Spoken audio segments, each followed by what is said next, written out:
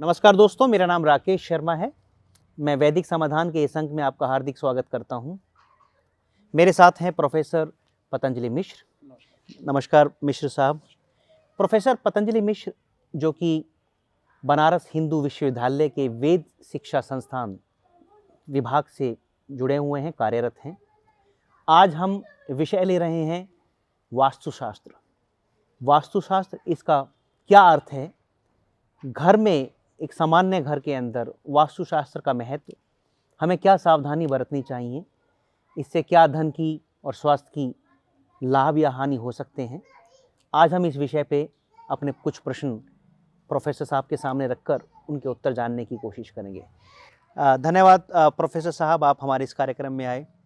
अक्सर हमने सुना है कि बहुत बार सुनते हैं, कुछ मिथ भी हो सकते हैं, इससे जुड़ी हुई भ्रांति भी हो सकती हैं कि अरे मेरे घर में कोई, मान लीजिए मेरा रिश्तेदार आता है, अरे आपने ये टॉयलेट गलत डायरेक्शन में बनाया है, अरे ये जो रुकी हुई घड़ी है और ये जो घड़ी की आपने प्लेसमेंट की है अपने घर में सही नहीं है, अंधेरा, लाइट, तरह तरह की चीज़ें हमें सुनने को मिलती हैं किसी अनजान व्यक्ति के द्वारा भी। जब भी कोई हमारे घर में प्रवेश करता है और वो कुछ इस तरह के कमेंट्स करता है, तो हम जानना चाहेंगे कि एक सामान्यतः तौर पे वास्तुशास्त्र क्या है, घर में उसका किस तरह से हम ध्यान रखना चाहिए, जो कि बड़े जनरिक स्पेसिफिक पर्पज़ नहीं, जनरल स्वभाव में हम किस तरह से उसका हम अनुसरण करें ताकि हमें किसी भी तरह की कोई हानि ना हो। एक तो वास्तु है, दूसरा शास्त्र है। तो शास्त्र का मतलब होता है शासन करने वाला, शासनात् शास्त्रम, जो शासन करे वो शास्त्र है। तो वास्तुशास्त्र का मतलब क्या है, जो वास्तु विषयों पर जो शासन करता हो वो वास्तुशास्त्र हुआ। तो एक तो ये अर्थ हुआ वास्तुशास्त्र का। वास्तु क्या चीज़ है, तो वास्तु एक पुरुष विशेष को वास्तु पुरुष कहते हैं। और वह वास्तु पुरुष जो है हर खाली स्थान पर वो लेटा रहता है, तिरछा होकर के। हाँ, तिरछा होकर के वो लेटा रहता है, और लेटा है, पड़ा है, और कुछ इस तरह कुछ हाथ ऐसा कर लिया, पैर उधर कर लिया, सर इधर है, हाथ ऐसा, पूरे चौकोर जो ज़मीन है वहाँ वो लेटा हुआ है। तो हर खाली स्थान पर एक पुरुष विशेष कह लीजिए कि वो लेटा हुआ है, और उसको बोलते हैं वास्तु पुरुष। और हर खाली स्थान को मानता है कि मेरा स्थान है, ऐसा मान के वहाँ लेटा रहता है।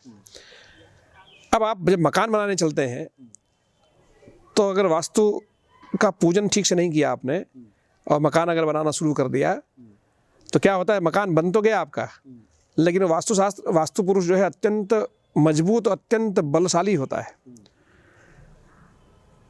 जैसे राक्षसों का शरीर होता है, उस तरह का उसका शरीर, बड़ा भारी शरीर, बड़ा ही उद्दाम क्रम में रहता है।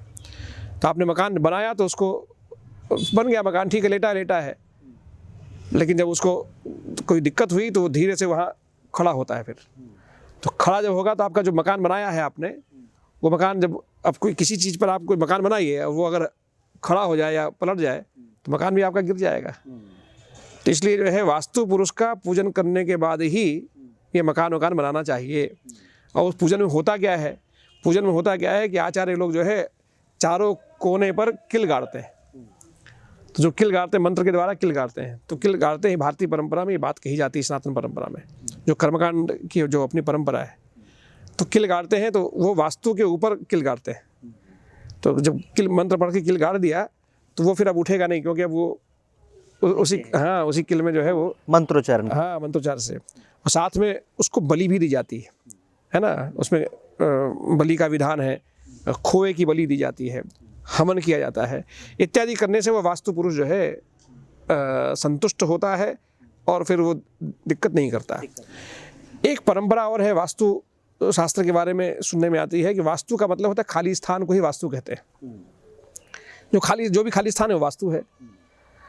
और उस स्थान पर कोई भी व्यक्ति, कोई राक्षस है, कोई पुरुष विशेष है, वो आके वहाँ पे उसको स्थान देवता है, उसने उसको पकड़ रखा है, तो वही उस खाली वास्तु का वो पुरुष है, तो वास्तु पुरुष हो गया।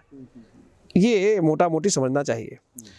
अब बात रही एक तो ये बात हो गई कि भाई जो खाली स्थान है उसको वास्तु कहते हैं, एक परंपरा। और दूसरी परंपरा की एक वास्तु पुरुष नाम का जो है देवता विशेष है, वो जो है वो खाली स्थान पे लेटा हुआ है, उसको बिना संतुष्टि किए अगर आप उस मकान वहाँ पे अगर मकान बनाते हैं, कुछ करते हैं, तो उसमें फिर आप सुखी नहीं रहेंगे, उसको आपको संतुष्ट करना पड़ेगा, तब जाकर ये बात होती। एक तो हो गया। अब रही बात जो मकान बने रहते हैं, तो उसमें वास्तु दोष होता है कि भाई इधर किधर मकान में कौन सी चीज़ें किधर बने, कौन से कमरे किधर बने। तो मोटा मोटी आप भी जानते हैं और लोग जानते हैं कि नहीं जानते हैं, इसलिए आप कार्यक्रम कर रहे हैं कि पूरब पश्चिम उत्तर दक्षिण यह दिशा है, और पूरब और उत्तर का कोण जो है एक दिशा है, और पूरब और दक्षिण का जो कोण है वो एक दिशा है, दक्षिण और पश्चिम का कोण एक दिशा है, और पश्चिम और उत्तर का जो कोण है वो एक दिशा है, और उत्तर और पूरब का जो कोण है वो एक दिशा है। जैसा कि अग्नि कोण, नैऋत्य कोण, वायव्य कोण, ईशान कोण इत्यादि बोलते हैं। तो ये सब है। तो कहाँ पे क्या क्या कैसा बने मकान का क्रम, तो वास्तु से संबंधित जो शास्त्र है, जो वास्तु विषय पर जो शासन करता है, उसमें ये बातें आती हैं कि ईशान कोण में अगर आपको घर में पूजा घर बनाना है तो किधर बनाना है, तो ईशान कोण में पूजा का स्थान बनाना। अग्नि कोण में जो है रसोई घर होनी चाहिए, है ना। उसी तरह जो ये नैऋत्य कोण है, दक्षिण और पश्चिम का जो कोण है उसको बोलते हैं नैऋत्य कोण। तो नैऋत्य कोण में क्या होना चाहिए, तो कहते हैं नैऋत्य कोण में घर का जो स्वामी है, मालिक है, उसका स्थान होना चाहिए, उसका बेडरूम होना चाहिए नैऋत्य कोण में। और नैऋत्य कोण हमेशा भारी होना चाहिए, घर के हर स्थान से ज़्यादा भारी जो है नैऋत्य कोण होना चाहिए, तो घर में जो है सुविधा रहती है। और ये जो दक्षिण का जो कोण घर है, क्रम है, दक्षिण का जो की दिशा है घर में, वो ऊंची होनी चाहिए। वो ऐसा ना हो कि दक्षिण नीचा है और उत्तर जो है ऊंचा है। अच्छा। ऐसा अगर मकान बनता है तो उस घर में मृत्यु का भय बना रहता है। अच्छा। क्योंकि दक्षिण जो है यम की दिशा है, तो हमेशा यम के प्रवेश करने का घर में भय बना रहता है। तो हमेशा दक्षिण ऊंचा होना चाहिए, ये ध्यान देने का विषय। उसी तरह से वायव्य कोण है, तो वायव्य कोण में अगर आपने मान लीजिए पानी नहीं रख दिया, वायव्य कोण में मान लीजिए आपने जो है अग्नि रसोई वगैरह रख दिया, तो फिर वो घर में भोजन ठीक से बनेगा नहीं, घर के लोग जो है वायु दोष से जो है पीड़ित रहेंगे, कई तरह की समस्याएं होती हैं। अच्छा। तो ये बातें हैं। अब जो ये है क्या नाम है, सीढ़ियाँ हैं घर में कैसे हो, वो किस तरह से वो घूमती हो, ऐसा ना हो कि जिधर घूमना है उधर ना घूम के जिधर नहीं घूमना उधर घूम रही हैं, तो क्लॉकवाइज सीढ़ी को घूमना चाहिए। अच्छा, घड़ी की दिशा में। हाँ, घड़ी की दिशा में ऐसा घूम के ही वो सीढ़ी बननी चाहिए। ऐसे बहुत सी बातें हैं, इसमें बहुत सी बातें हैं। और रसोई घर किस डायरेक्शन में हो? रसोई घर वही अग्नि कोण में होना चाहिए। अग्नि कोण में होना चाहिए। और टॉयलेट और बाथरूम जो होते हैं वो, और टॉयलेट बाथरूम को ध्यान ये रखना चाहिए कि कभी भी टॉयलेट बाथरूम किसी कोण में रखें, लेकिन अग्नि कोण में और ईशान कोण में न रखें। अच्छा, अग्नि कोण और ईशान कोण में ना हो, उसके अलावा बाकी सब दिशाओं में नहीं रखना चाहिए, और नैऋत्य कोण में नहीं रखना चाहिए। तो इसको खूब ध्यान देने का विषय। और वास्तु, जब भी वास्तु का क्रम विचार मन में आवे, तो आचार्यों को बुला करके, जो जानकार लोग हैं उनको बुला के एक बार दिखवा लेना चाहिए कि ये हमारा घर का क्रम है, या एक चार्ट बनाकर उनको दिखा दे कि ये हमारे घर में पूरब पश्चिम उत्तर दक्षिण में ये सब चीज़ें हैं। और ये एक बात आपको कहूँ, काशी का नाम आपने सुना है? काशी का नाम सुना है आपने। अब काशी की स्थिति क्या है, बड़ा मजे की बात है। पूरी काशी जो है वास्तु के हिसाब से अशुद्ध है। अच्छा। हाँ, पूरी काशी अशुद्ध है वास्तु के हिसाब से। तो ये मैं नहीं कह रहा हूँ, आपको खुद भी विचार कर लीजिए। है क्या कि काशी की स्थिति क्या है कि काशी के दक्षिण में गंगा बहती है, तो उधर नीचा है, और काशी बसी हुई है उत्तर की तरफ, तो उत्तर की तरफ ऊंचा है। और वास्तुशास्त्र कहता क्या है भाई, दक्षिण की तरफ जो है नीचा नहीं होना चाहिए, क्योंकि उधर से यम का वास है, यम आते हैं उधर से। तो पूरी की पूरी काशी जो है दक्षिण की तरफ नीची है, और जो है जितने भी कंस्ट्रक्शन है सब उत्तर की तरफ है। तो पूरा जो काशी का जो है पूरी काशी जो है इस तरह का देखने को मिलता है। तब प्रश्न है, कोई कहेगा भी ये तो गड़बड़ है, तो उसका फिर उत्तर ये समझना चाहिए। कोई प्रश्न कर सकता है तो उसका उत्तर ये है कि भाई नहीं, ये भगवान शंकर की नगरी, ये महाकाल की नगरी, यहाँ ये सब बातें यहाँ नहीं चलती। बहुत कुछ विशेष जगह पर जो विशेष जो नियम होते हैं, विशेष बातें जहाँ होती, वहाँ पे सामान्य नियम नहीं चलते, है ना, सामान्य नियम नहीं चलते। काशी के बारे में ये बात कही जाती है कि काशी में जो है ये उत्तरायण और दक्षिणायन भी नहीं देखा जाता। अच्छा। हाँ, कि उत्तरायण में कोई मरा कि दक्षिणायन मरा तो किधर जाएगा, तो काशी में हमेशा उत्तरायण ही रहते हैं सूर्य, ऐसा माना जाता है। तो अलग अलग क्रम है। तो ये तो किस जगह आप रहते हैं उसका भी एक विशेष महत्व है। कहाँ आप रहते हैं उसका विशेष महत्व है।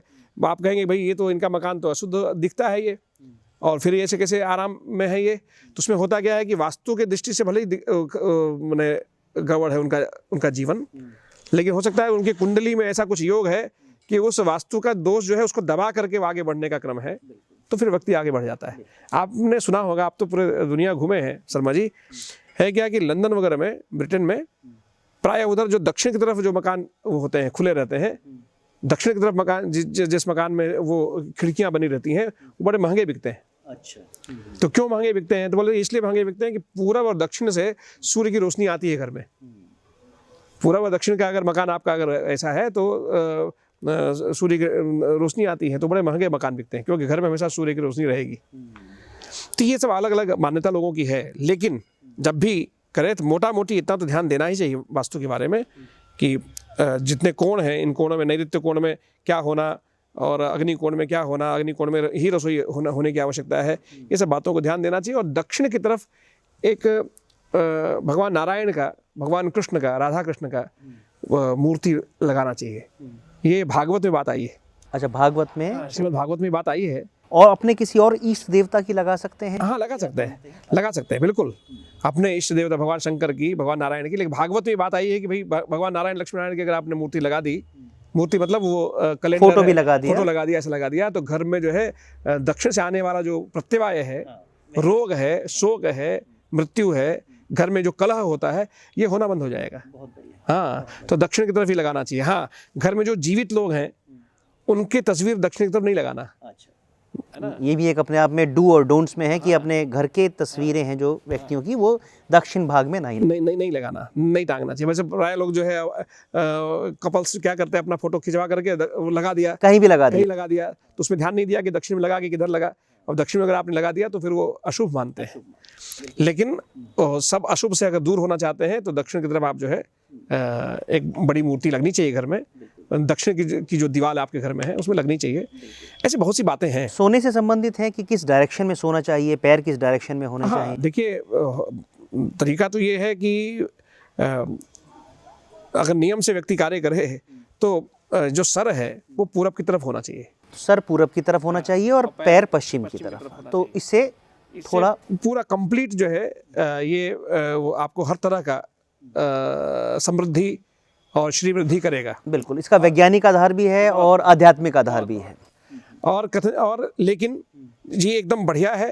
और एकदम घटिया ये है कि जो है आप कभी भी उत्तर की तरफ सर ना करें। अच्छा। और दक्षिण की तरफ पैर करके ना सोएं। अच्छा, तो उत्तर की तरफ सर और दक्षिण की तरफ पैर करके नहीं सोना। बिल्कुल। हाँ, क्योंकि ये आपने देखा होगा जो अपनी भारतीय परंपरा में जब भी कोई दिवंगत होता है तो उसको इसी उसमें लिटाया जाता है। तो इसलिए जो है ये, और उसका रीजन भी है। हम लोग फिर कभी डिटेल में इस पर बात करेंगे, लेकिन एक मोटा मोटी वास्तु बड़ा जनरल सी इंस्ट्रक्शन। हाँ, नहीं तो वास्तु पर तो 5-5 दिन सेमिनार होते हैं। हाँ, किताबें भी लिख दी। हाँ, किताबें लिख जाती हैं, और नहीं जो लिखी जाती हैं वो सही भी हैं। हाँ, बहुत से लोग इसके जानकार हैं, बड़े अच्छे। तो ये एक दिन का विषय नहीं है, लेकिन संक्षेप में ये बात मोटा मोटी जानना चाहिए। ये अगर गड़बड़ी ना हो तो आपका जीवन एक ठीक चलने लगेगा। और बढ़िया करना हो तो बारीक बारीक उसमें विचार करके आदमी कार्य करे। सोते वक्त किस तरह के इलेक्ट्रॉनिक उपकरण नहीं होने चाहिए? प्लस हमने सुना है कि दीवार और मतलब जो दरवाज़ा है उसके ऊपर घड़ी ना हो। बहुत सारी चीज़ें हैं जो मिथ भी हो सकती हैं, जो मिथ नहीं भी हो सकती। ऐसा ही मैं चाहूँगा कि घर की जो रोज़मर्रा की ज़रूरत की जो सामान है उसको हम किस तरह से रखें, किस डायरेक्शन में रखें, और उससे संबंधित क्या सावधानी है? हाँ, बहुत अच्छा प्रश्न है। ऐसे बहुत से प्रश्न हैं शर्मा जी, लेकिन एक दो बता देता हूँ, जैसे कि मैंने दर्शकों को ये बात, प्रायः जो ज़्यादा गड़बड़ी होती है वो गड़बड़ी ना हो, और बाकी तो और फिर सीखना चाहिए, समझना चाहिए और विशेषज्ञों से मिल करके परामर्श लेते रहना चाहिए, क्योंकि ये अंतिम ज्ञान है ऐसा नहीं मानना है। क्या कि जो आपका बेडरूम है, तो आपके पलंग के ठीक सामने मिरर नहीं होना चाहिए, ऐनक नहीं होना चाहिए। ये गलती तो मैंने भी की थी एक ज़माने में, तो बेडरूम के आसपास या सामने जैसे बेडरूम ये लगा है, अब यहाँ आप अगर सोते हैं तो एकदम सामने ही अगर वो आपने रखा है वो मिरर, मिरर आईना। रखा, हाँ, तो ऐसे घर में फिर संतान उत्पत्ति में दिक्कत होती है। और संतान उत्पत्ति में दिक्कत होती है, संतान अगर है तो वो संतान सुख नहीं हो पाता। इस तरह कई तरह की बातें हैं, इसको ध्यान देने की आवश्यकता है।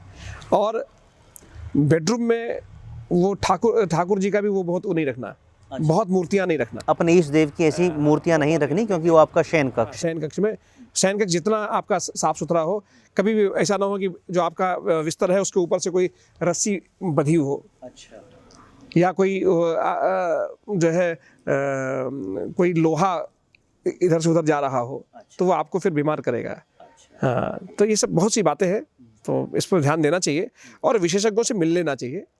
ये इस कार्यक्रम के माध्यम से मैं ये जरूर कहना चाहूँगा कि ये विषय है महत्वपूर्ण, एकदम इसको ऐसा ना मान लें कि सामान्य विषय है, अत्यंत महत्वपूर्ण विषय है। और समय समय पर, और उसमें जो मोटा मोटी जो चीज़ें हैं कि ईशान कोण में ही पूजा घर होगा, अग्नि कोण में जो है रसोई घर होगा, नैऋत्य कोण में जो है घर का मास्टर बेडरूम होगा, तो इस सब बातों को खूब ध्यान देना चाहिए, और बाकी ठीक है। तो दर्शकों, आपने जाना कि जो हम छोटी छोटी गलतियां कर देते हैं अपने घरों में वास्तुशास्त्र से संबंधित, और अक्सर फिर उन्हीं को सुलझाव में लगे रहते हैं, बजाय इसके कि हम कुछ और प्रोडक्टिव कार्य करें जिससे कि अधिक स्वास्थ्य लाभ हो, धन हम कमाएं। लेकिन अगर हम इन्हीं चीज़ों में उलझे रहेंगे तो हम ऐसा कार्य कब करेंगे? तो ये छोटी छोटी चीज़ें अवॉइड की जा सकती हैं, मिस्टेक्स अवॉइड की जा सकती हैं। हम जो आज हमने बड़ा जनरल सा एक जो वेद शिक्षा के माध्यम से छोटा सा ज्ञान दिया है कि घर की संरचना बनावट के वक्त क्या क्या ध्यान देना चाहिए। अगर आपको लगता है कि नहीं, अभी कुछ और प्रश्न जो बाकी हैं उनका भी उत्तर हम दे सकते हैं, तो आप टाइप कर सकते हैं कमेंट्स बॉक्स में। हम गुरुजी से वो स्पेसिफिक क्वेश्चंस हैं जो आपके, उनके वही सटीक आंसर लेकर वेद शिक्षा के माध्यम से हम आपको जल्दी से जल्दी देने का प्रयत्न करेंगे। मैं प्रोफेसर साहब का बहुत बहुत धन्यवाद देता हूँ इतनी सारी जानकारी साझा करने के लिए। दर्शकों, आप देखते रहिएगा वैदिक संस्करण, और भी हम समस्याएं जो हमारी जन प्रतिदिन की समस्याएं हैं वो लेके आते रहेंगे, और उसका प्रश्न के सभी उत्तर खोजने के प्रयत्न करते रहेंगे वेद शिक्षा के माध्यम से। धन्यवाद, नमस्कार। Please like, subscribe, share.